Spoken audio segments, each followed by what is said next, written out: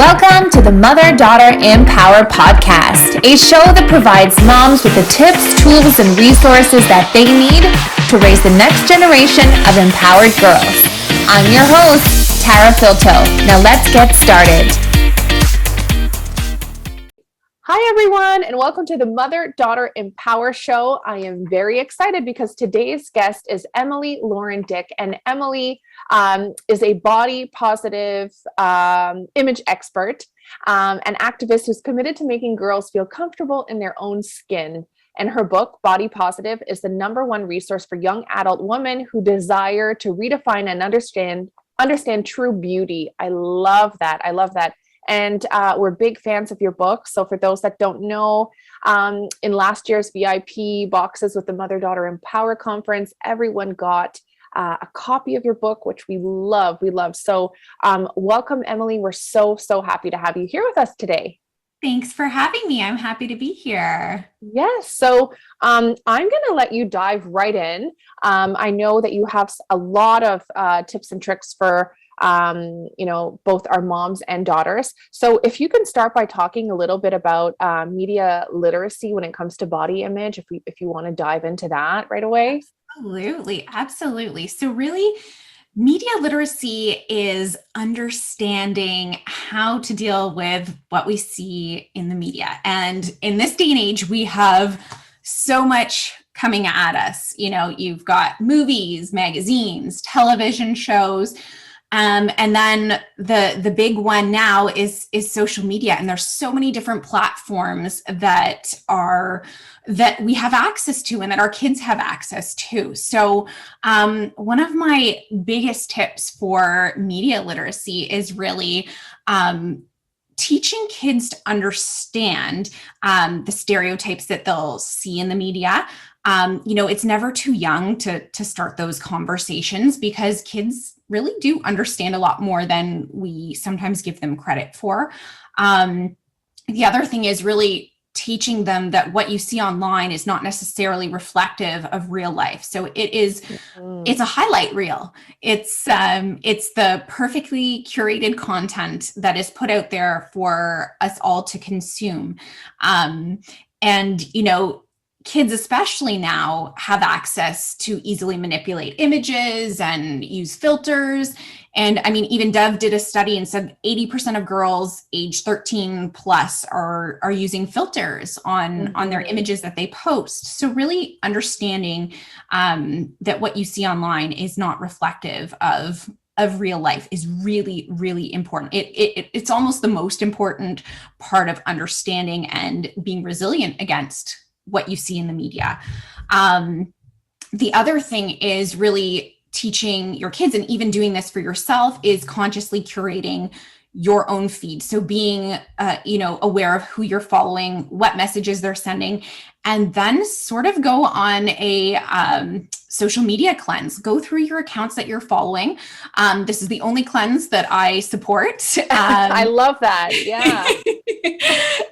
And make sure you're following accounts that make you feel good about your body.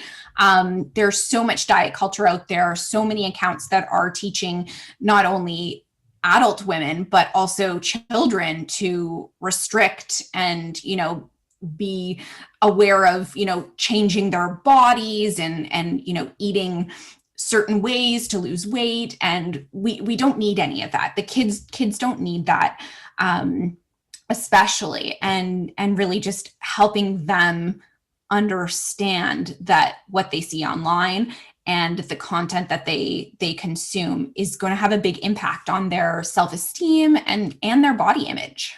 I love that. I love that you talked about how does it make you feel, right? So that's a really good indication, and that can be so different for each child and every mom as well. So really taking the time to maybe even schedule that in, like that social media cleanse where you go in there and you take a look at these accounts and how does this actually make me feel? And if it's not good, then just get rid of it. It's that easy, right?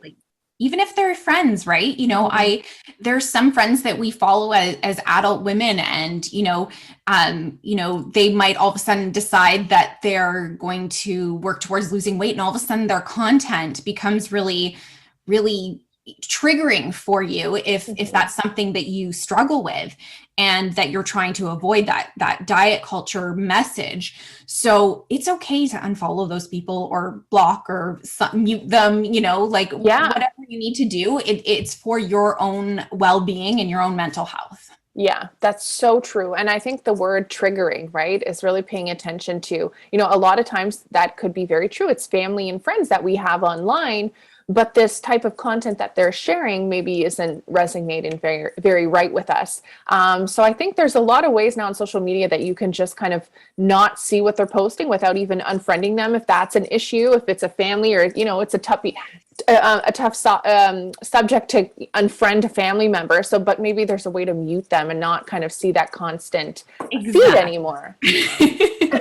Well, thank you so much for that. I'd like to dive in now a little bit more about how to be body positive. And that's so important, especially as moms with girls.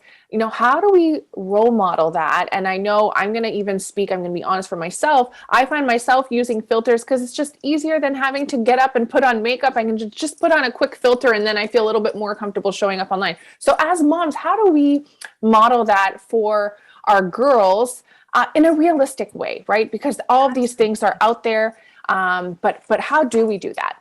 Absolutely. Well, the number one thing I think is important to understand about making these small changes in our life is that we're so affected by this culture that, we're obviously going to enjoy some of these things, right? Who doesn't love, looking great and who doesn't enjoy watching a movie, even if it's focused on, just a skinny protagonist, so we can't feel guilty for enjoying those things, but being aware and being able to have those conversations with our kids, how to challenge those things, and even how to, say, well, I wish it was this way. What can we do? What's one small thing that I can do? So maybe, for example, it's going, filter free on Friday, or, it could be something as easy as that you are making a small commitment to showing up as your authentic, real self, one day of the week. It doesn't have to be these massive steps that you need to take.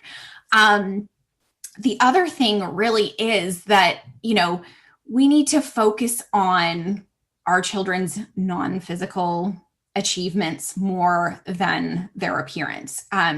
We've grown up as adults where a lot of, especially women, we have had so much focus on what we look like and how that is where we get our value from. So if we can build self-esteem and confidence in girls, we can for sure give them the resiliency skills needed to handle these situations when they do come up. So really the biggest thing too, with being a parent of a young child, especially a young girl, is really speak to yourself in a way that you would want other people, that you would want them to speak about themselves. Yes. If you model good behavior about how you treat yourself, they are going to treat themselves kindly as well. It's so hard, because we don't realize that what we can say has such a big impact on who they are. I was reading an article the other day, and it said actually that the way partners talk to their wives about their bodies is the little voice inside your daughter's head. And that's how they'll think of themselves. Like, this is some research, and they pick up on everything, and we don't necessarily realize that. It's funny because I think I saw your post about that, and I showed it to my husband, and I'm like, every little thing. Like, we don't think sometimes, we're just talking or whatever, but they pick up on all of these things, and it accumulates, right? So yeah, I think role modeling is the first step. And I love that tip about even doing like a filter-free Friday or whatever that looks like. The little steps and being aware, right? Being conscious and aware that what we're seeing most of it isn't real. Exactly. And that to me is the number one stepping stone for moving in that direction. It's why I wrote my book, because this information wasn't accessible. There was no one when I grew up telling me that what I saw in the media isn't real life, or that that not everyone is perfect and beautiful, and, that your value doesn't come from looking that way. So really, we need to make this information accessible so that when they do consume all of the things that they're going to consume throughout their lives, diet culture, comments from people, because they will, right? It's right. Inevitable. So we have to create those skills for them to be aware and critical of it. Absolutely. The more tools they have in the toolbox, the better, right? Yes, exactly. Awesome. Yes. Okay. So just diving in here, we talked already about this, parenting children to have a healthy body image. But if you could share your top kind of 3 tips for parents, and I think this goes for, especially girls, but it could be girls and boys as well. What would you want parents to take away from this podcast episode today? I know I'm putting you on the spot a bit here. Yeah, no worries. I think, teaching your kids that food doesn't have morality, there's no good or bad foods. Mm-hmm. This is really important. Intuitive eating, mm-hmm. Check that out, follow some of the resources there.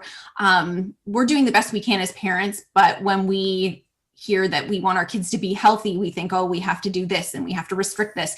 Those things actually can create more problems than you think. So mm-hmm. aim for intuitive eating.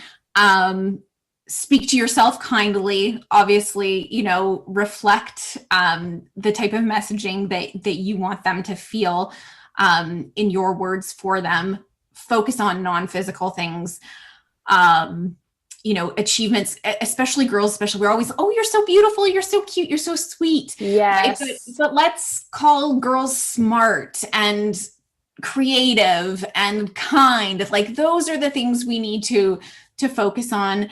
And I guess that's my 3, but the other one is really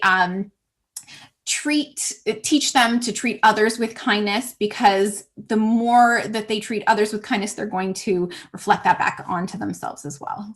I love that. That's such awesome tips for parents and lots of great takeaways. And that brings me into my last question for you, because it's a question that we ask all of our guests. And it's funny you mentioned kindness, because we always ask, what's the best advice that your mama ever gave you? And you put the quote, kill them with kindness. So yes, I love that. That's such a great quote. And I have to say, it's one of my life mottos. So I agree, right? No one can do anything to you when you just keep spreading that light and continuing to be kind towards them. And, because a lot of people, there's these conversations online all the time, the negativity, the hatred that's spewed out. It's not a reflection of you. It's a reflection of their experiences. And if we can give them some of our light, then, they're going to have some light to give themselves eventually. Absolutely. Absolutely. Such awesome advice. Emily, thank you so much for being with us today and providing mm-hmm. our moms and daughters with all of your tips, tools, and resources. We're very grateful to have you. And before we leave, can you just tell our viewers, where can they find you? Where can they buy the book? And where can they follow you online? Absolutely. So you can follow me on Instagram or Facebook at Real Happy Daughter. My website is happydaughter.com. And my book, Body Positive, is available literally anywhere that you can purchase books. There's also links on my website to go direct to all the bookstores and whatnot. But yeah. Perfect. And we will link those in our show notes as well, so our viewers can easily access you and follow you online. Thanks again for being with us, and have a great day. You too. Bye. Bye for now. Thank you so much for listening to today's show. Don't forget to sign up for our free monthly mother-daughter membership, which gives you instant access to our members-only Facebook group, monthly empowerment toolkit, and much more. Sign up today by visiting www.motherdaughterempower.ca. See you soon.